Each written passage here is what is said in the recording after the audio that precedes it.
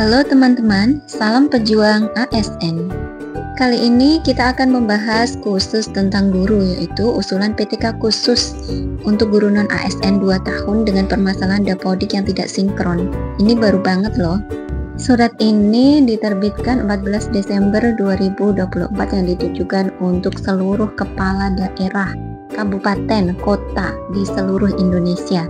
Nah, ini sebenarnya dalam rangka juga seperti kemarin yang non-ASN database BKN yang tidak bisa mendaftar di tahap 2, kemudian ada semacam relaksasi, mereka kemudian nanti akan bisa mendaftar yang TMS ataupun yang terlewat belum bisa mendaftar waktu di tahap 1, kemudian bisa mendaftar di tahap 2. Nah, ini juga sama karena komitmen pemerintah itu untuk menuntaskan semua honorer yang ada.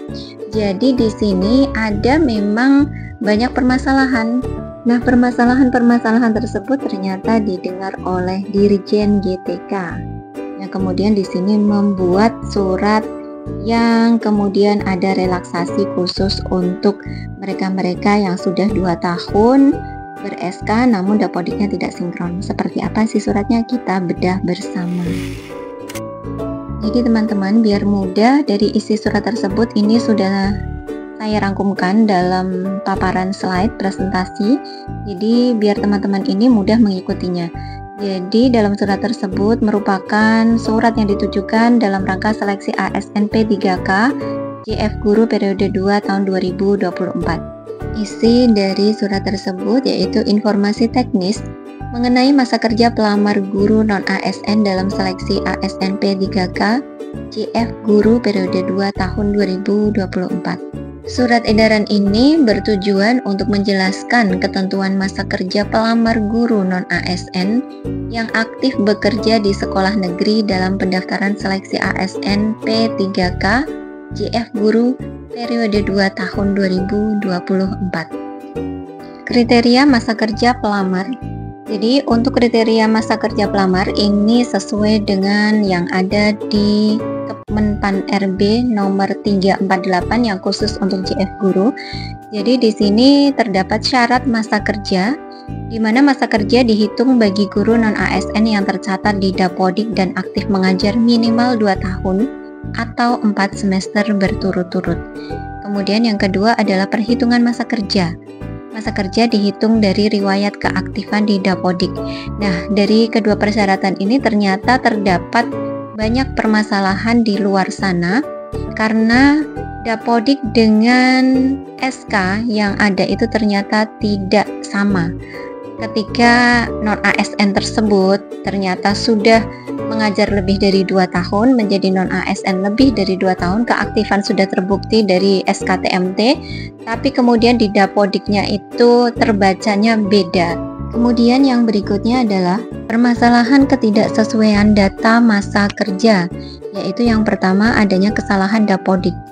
Kesalahan dalam pemutakhiran Dapodik ini adalah yang paling sering ditemukan. Jadi saya juga sering mendapatkan DM di TikTok saya bahwa ada banyak sekali teman-teman yang sebetulnya mereka itu sudah aktif di Dapodiknya itu sudah masuk lebih dari 2 tahun namun tidak terbaca.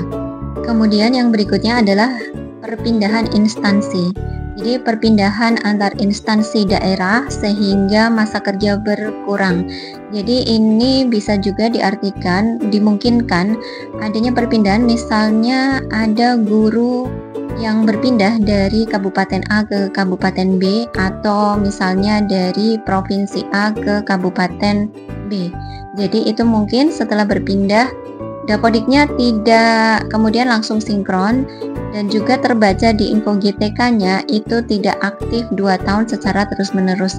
Padahal ini berkaitan dengan peraturan di Kemenpan RB nomor 348 itu bahwa non-ASN 2 tahun itu disitu disebutkan harus 2 tahun secara berturut-turut di satu instansi yang sama. Kemudian permasalahan yang ketiga adalah data tidak sesuai. Data yang tidak sesuai SK penugasan, misalnya masa kerja tidak tercatat 2 tahun atau 4 semester, padahal sebenarnya sudah ada 2 tahun. Dan yang terakhir adalah peralihan status. Jadi peralihan status menjadi guru baru yang menyebabkan masa kerja tidak memenuhi syarat. Ini bisa jadi mungkin pada saat dia bertugas di sekolah itu mungkin karena untuk jam mengajarnya tidak ada, maka dia kemudian ditugaskan sebagai PTK Tendik. Nah, setelah kemudian ada lowongan buat ngajar, akhirnya dia mengajar karena memang basicnya adalah mungkin SPD atau yang linear dengan mengajarnya, maka dia kemudian mengajar. Nah, untuk itu tidak ada kesinambungan dari PTK Tendik menjadi guru, padahal dia sebenarnya adalah sebagai non ASN yang lebih dari 2 tahun di tempat tersebut. Nah, untuk itu permasalahan ini kemudian dicoba untuk diatasi agar nanti sinkron dan bisa mendaftar di periode kedua seleksi CASN P3K ini. Jadi, jika ternyata memang guru non ASN tersebut dapodiknya memang tidak terbaca 2 tahun, tapi sebenarnya masa kerjanya berdasarkan SK dan bukti-bukti lainnya adalah memang sudah 4 semester atau 2 tahun, maka dari daerah bisa mengusulkan untuk PTK tersebut bisa mengikuti seleksi CASN P3K tahun 2024 ini untuk periode yang kedua, bisa mengikuti atau bisa mendaftar. Selanjutnya untuk solusi yang kedua adalah kelengkapan berkas. Jadi kelengkapan berkas berupa surat pernyataan tanggung jawab mutlak atau SPTJM ditandatangani oleh kepala daerah atau sekretaris daerah. Jadi jika memang ajuan atau persyaratan itu memang sudah valid, memang betul-betul non ASN tersebut memang bukan non ASN abal-abal, mereka memang sudah ada di misalnya sekolah itu sudah 2 tahun, kemudian bisa diajukan dan ditandatangani oleh kepala daerah atau sekretaris daerah yang kemudian akan diupload di aplikasi tertentu untuk PTK khusus ini. Mekanisme pendaftaran dan batas waktunya. Untuk pendaftarannya adalah melalui akses di aplikasi RTG, yang dimana ini yang dapat mengakses adalah untuk admin Dapodik Kepegawaian dan juga untuk admin informasi BKPSDM. Jadi yang dapat mengajukan atau yang dapat mengakses hanya ada 2 di setiap daerah, yaitu 1 untuk admin Dapodik Kepegawaian yang ada di Dinas Pendidikan daerah setempat, dan juga admin yang bisa mengakses informasi di BKPSDM atau di BKD.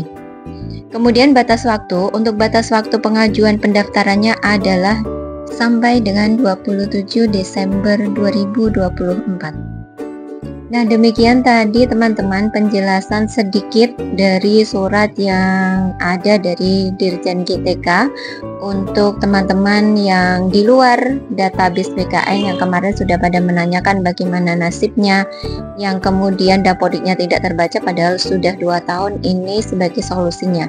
Mudah-mudahan teman-teman yang betul-betul sudah 2 tahun honorer di instansi negeri semuanya bisa terangkut menjadi ASN di tahun 2025 nanti. Selanjutnya seperti biasa nanti teman-teman bisa memberikan ide, memberikan pendapat, atau kita bisa berdiskusi lewat kolom komentar ya teman-teman, dan jangan lupa untuk share info ini sebanyak-banyaknya biar bisa ditonton oleh teman-teman yang membutuhkan yang lainnya. Jangan lupa juga untuk selalu subscribe dan nyalakan notifikasinya agar bisa mendapatkan info-info terbaru dari channel ini. Terima kasih, salam pejuang ASN.